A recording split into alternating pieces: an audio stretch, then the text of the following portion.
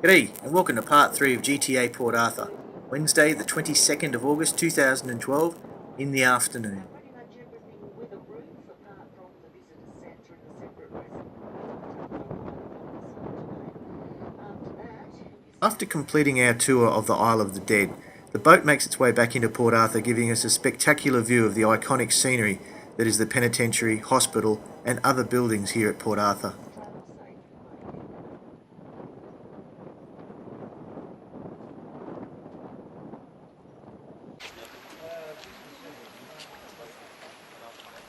travel safe.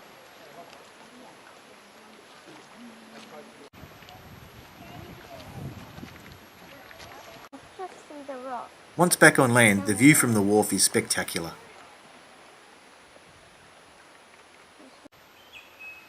Yes, Sunday 28th April 1996, a tragic chapter was added to the last schedule and the government took the lives of 35 people.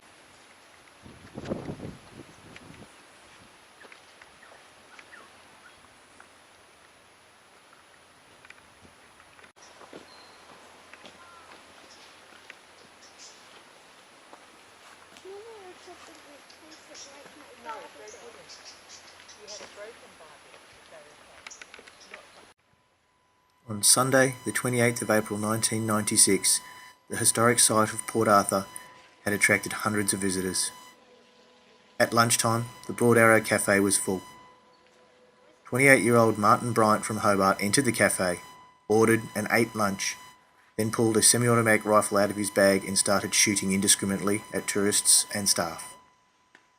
Within 15 seconds, 17 shots had been fired, 12 people were dead and 10 were injured. By the time Bryant had finished his rampage, he had killed 35 people using a range of semi-automatic weapons in and around Port Arthur. Really there in his head. I think this is for throwing coins in, Daddy. Because it says, cherish peace for the sake of those in pain.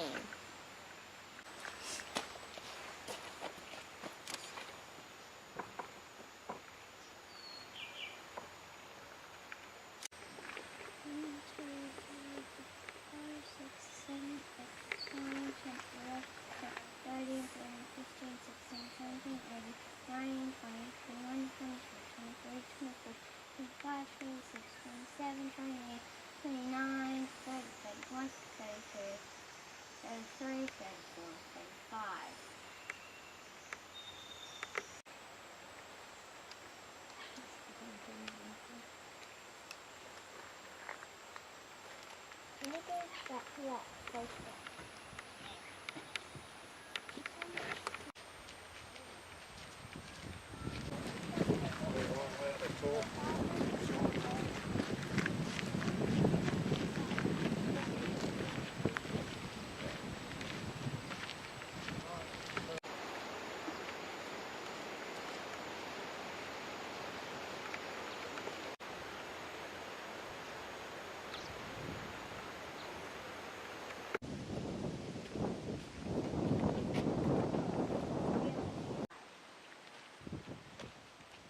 The Commandant was Port Arthur's most senior official. A residence befitting his rank and position was erected on high ground on the fringe of the settlement in 1833. The Commandant's house, originally built as a simple wooden cottage, had a commanding view over the rest of the settlement. It evolved over the years to become a many-roomed complex fringed by ornate gardens and pathways and separated from the rest of the settlement by high masonry walls.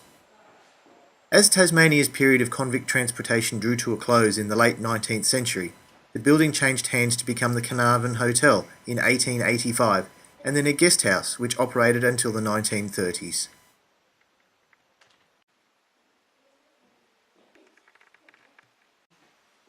Do you know them? Second in line. Captain John something was second in line.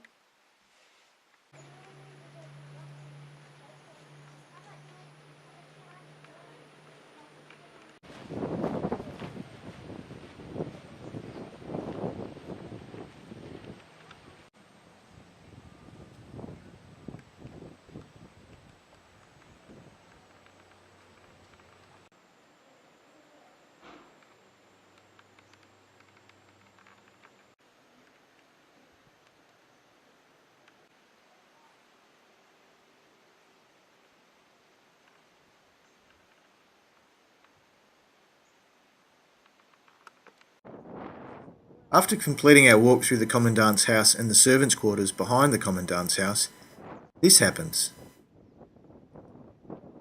Here. Really? Oh, I can't believe it's coming back. Smell in there. No, it's not in there, it's here. Oh, man. I'm sick again. Can you smell it this time, Daddy? I can't. I Maybe smell he's- grass. No. Maybe he's got a bit more of a blocked nose, Mummy, than us. Right there. Right here. Jen, right there. Send Right him. here. Oh! Step forward. Stop. Nothing. Not that much lower than you. I've got nothing. Oh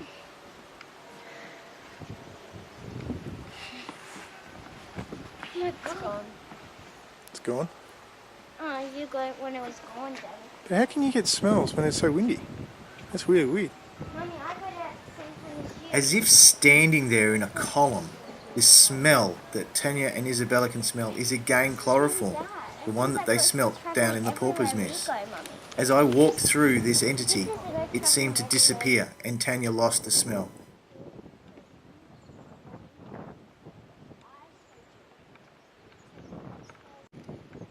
But it was about to return, and this time I think I got a photo.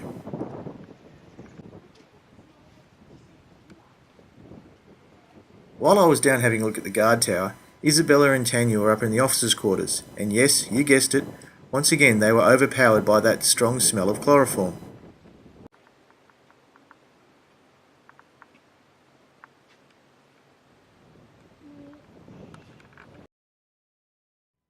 However, this time before going inside the building and finding this smell, Tanya took a photo of Isabella in the doorway. On the surface there looks like nothing, but when I've zoomed in, have a look and see if you can see a face just behind Isabella. It might be really hard to see on the video, but in a dark room when analysing the photographs, I can clearly make out eyes, nose, a chin, and what I believe to be the shoulders below the head shape, standing about the height of an average man. I think it's just a liquid that comes into our noses, Mummy. So you've got that really strong, sickly chloroform smell. Let's go. Can you smell it, Daddy? I'll tell you in a sec. Nothing. Can you smell it, Daddy? It's so bad. How can you not smell it? It's so sick. Can you smell that, Jane? Oh my gosh.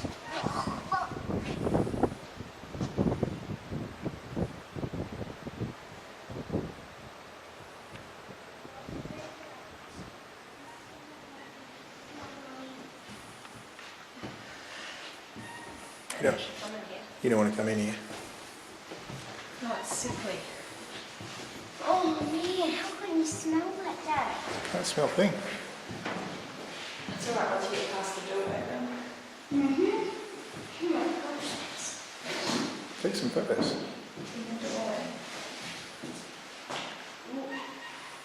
Now I'm really sick. But I won't puke. Just... Oh man, what could I do?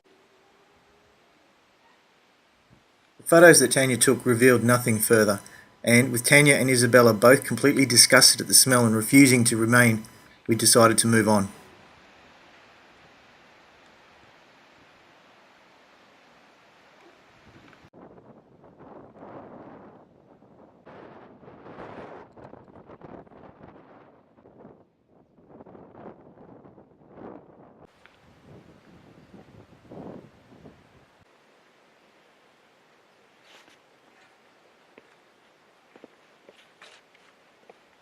Mind the step, Tanya.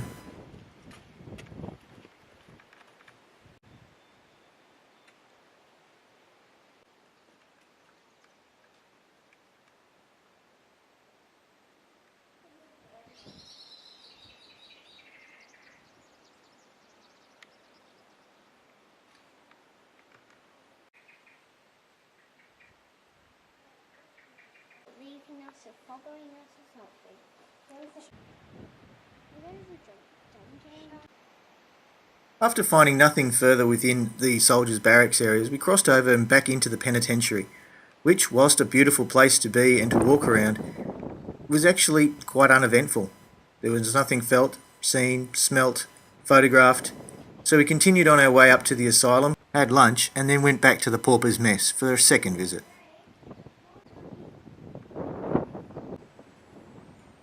Once again, Isabella and Tanya are convincingly haunted by that smell of chloroform. But, as you'll soon see, I still smell nothing. Isabella and Tanya are the only ones who are affected by this haunting. Not straight away. Can't go in there. Got the smell now. But can you smell that? I quite literally have nothing. Are you serious, Dad? I'm serious. The smell. Yeah, your nose is clearly blocked.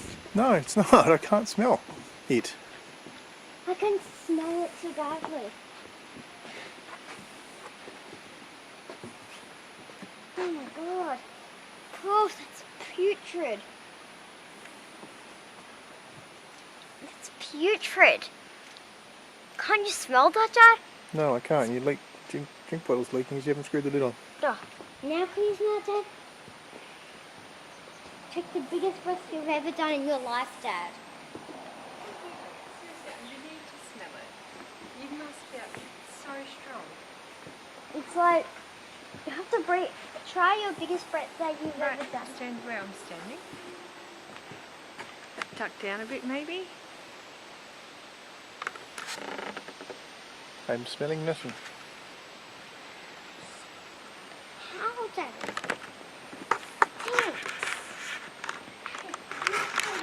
Apparently right here is the smell of chloroform. But I can't smell a thing. There's a pencil drop going. But mine alone, is it? It's going. Goes away here. I'm smelling the creamy soda, so I can't smell that bad smell, Mummy. I think I know why it smells. I am like- sniffing. I smell nothing. Daddy, it's putrid. Believe me, but I can't smell it. I can smell it here. I can smell it here.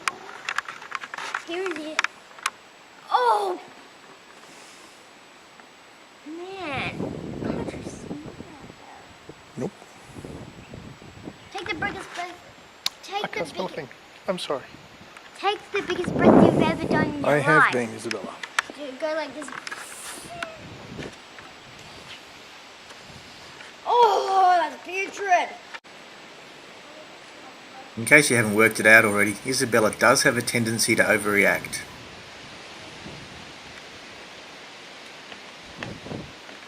Maybe this is the hospital. It's not the hospital.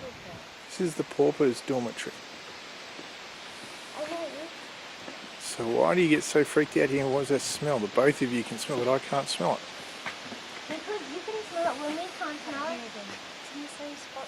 Same spot, so exactly where you stand there, you smell it. Yep. It's not changing that. Mummy. It's a ghost, Mummy. It's definitely a ghost. I can't smell anything. Daddy, it's a ghost. Daddy, it's Okay. a ghost. I think it loves male and hates female. And there's a female one that over there that loves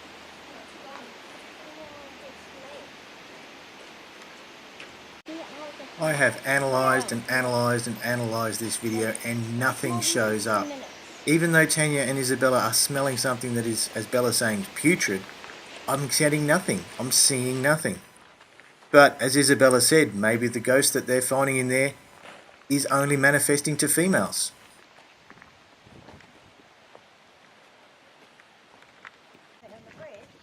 In 1948, harsh physical punishment within the prison was rejected in favour of punishment of the mind. Flogging gave way to solitary confinement. The separate prison was built at Port Arthur in 1850.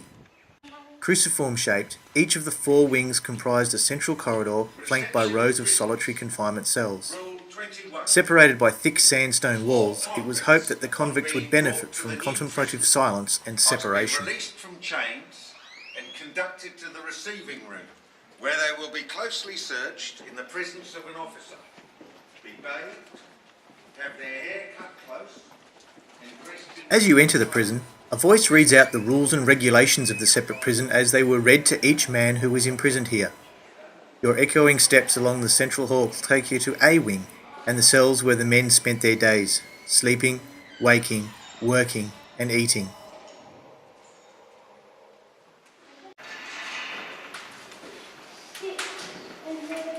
What's it asking? Yeah, they're not working in here at the moment, so yeah, you can have a look. This will give you an idea of how small the prison was, or how small the cells were. Yep, and the prisoner, well, this is what they usually wore, their uniform. Whenever they went outside of the cell, this is what the guards put over their face, a mask, so that nobody could see who they were, recognise them. Oh, is there? Oh, yes, there is too. Yeah, that's what they slept in. But yeah, I think it was asking on that thing to feel the walls and feel how cold it was. So imagine how cold it would have been in here. A bit of a mixture of reactions. Some children can't actually... Where all things your masters...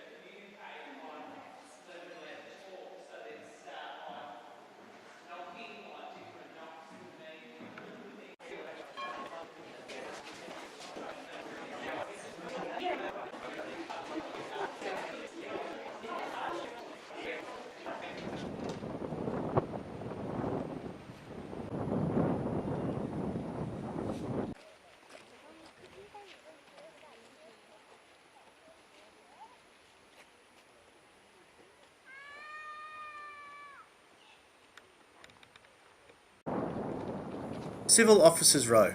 The Junior Medical Officer's House, constructed in 1848, was originally built for the Commissariat Officer. It is one of 5 houses which form Civil Officers Row.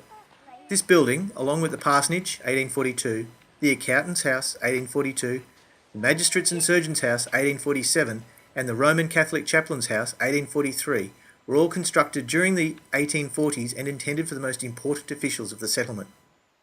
Today, the Junior Medical Officer's House and the Parsonage are furnished and open to visitors, while the Accountant's House serves as Port Arthur's Education Centre.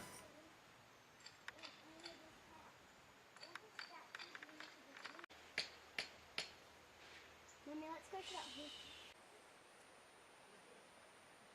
Connect off, okay?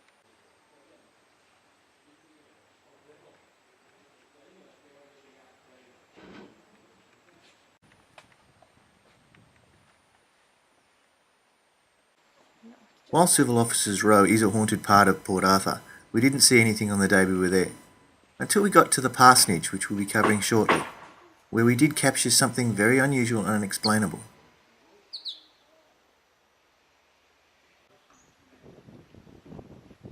Okay, there you go. Good. Built in 1842 for the settlement's Anglican minister, the Parsonage is allegedly Australia's most haunted building. However, on the day that we were there, construction work was going on and nothing could really be videoed. However, we did photograph something.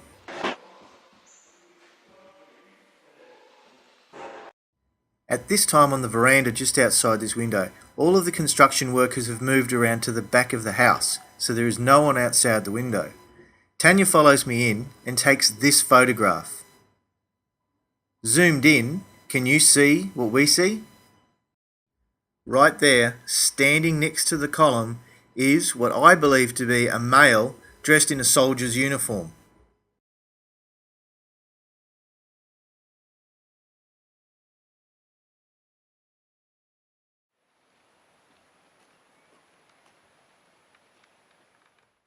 Port Arthur's timber and stone church, constructed in 1836 to 37, is a lasting tribute to its convict builders.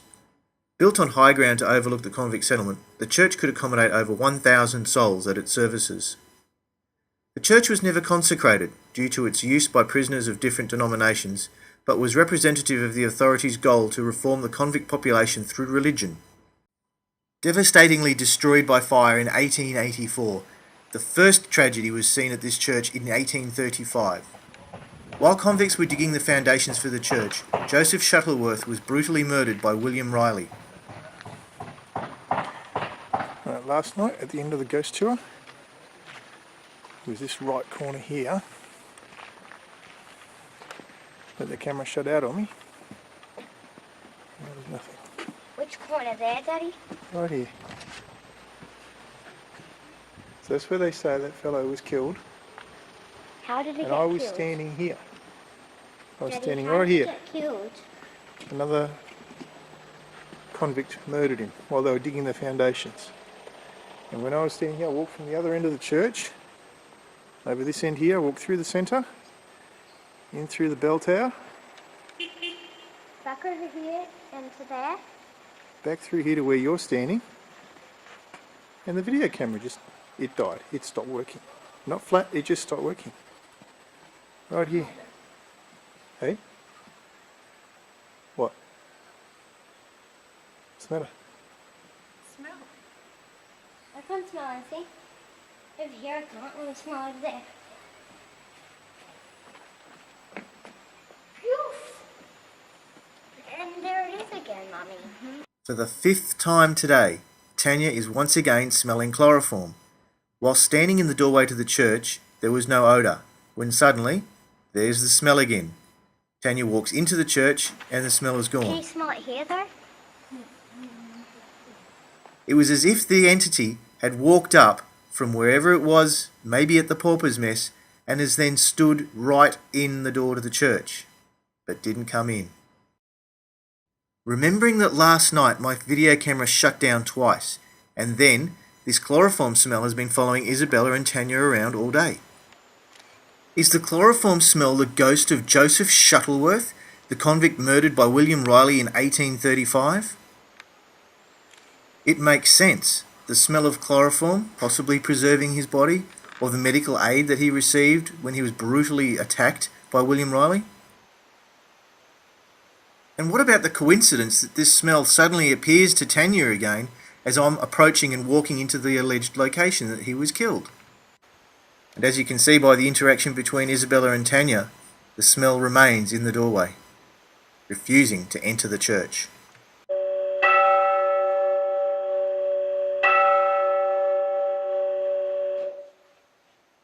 Did the murdered convict Joseph Shuttleworth follow Isabella and Tanya around today? You decide.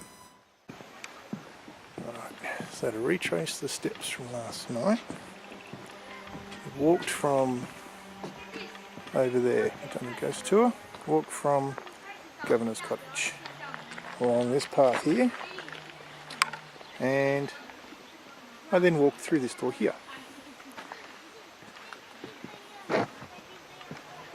Come on, Bella, let's see if this camera goes off. Walking, walking, walking.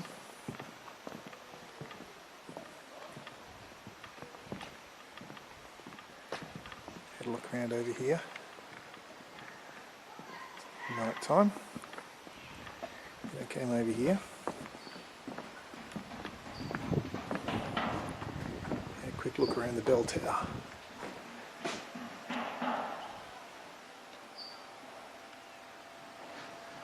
And coming out of the bell tower, walked over here, and over in the left hand corner is where the convict was murdered when they were laying the foundations. And I got to here, and I think I was filming this way, because I was filming, that's right, I filmed up there too. I filmed where the ivy used to grow. And I came back to here, and the camera died. But there's nothing wrong with the camera now, at all. And I then proceeded out this door here. Getting down the bottom of the path, turning the camera back on. But Isabella wasn't standing there. Well, that's it from Port Arthur. What a wonderful place it was to visit and a wonderful experience that we had. Despite the torment, pain and misery once experienced here, Port Arthur is now a beautiful, tranquil and lovely place to visit. And as far as ghosts go, well, we weren't disappointed there either. We had the photograph in the parsonage, we had the chloroform ghost following Isabella and Tanya around, and whilst there was nothing captured on video, the photos, the smell and the reactions from Isabella and Tanya are enough to say that we at GTA are very, very happy with our time at Port Arthur.